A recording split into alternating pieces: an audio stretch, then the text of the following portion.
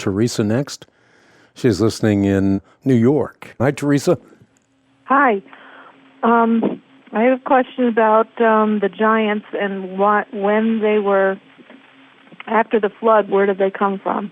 So if everybody was gone, where did they come from?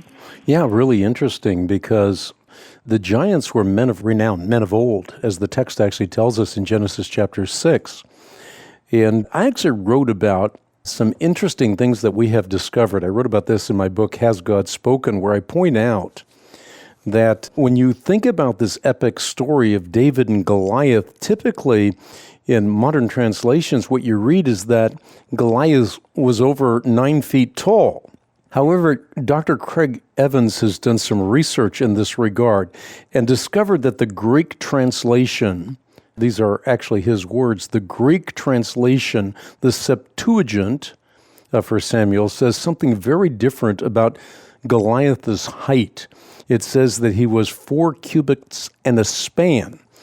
And if you know what cubits and spans are, you know that that is about 6 feet, 6 inches tall, which was, from what I understood, very, very tall for antiquity.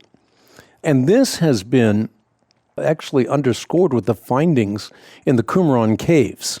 So the findings that we have from the Dead Sea Scrolls suggest that the seemingly impossible height of Goliath actually was a result of a corruption of the original version of 1 Samuel.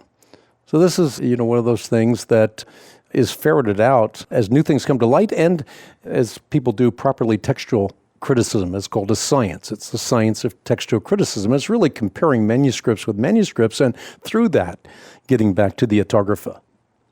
Okay. So it was a corruption of the book? Well, no, there is a mistake in the text. So remember that when we talk about the infallible repository of redemptive revelation, we are not making that case for translations. We're not making that case for copies.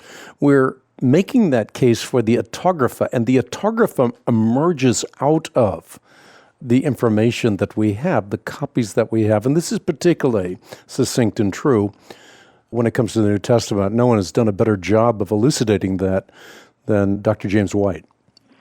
Okay, thank you. You got it. Thank you for your call.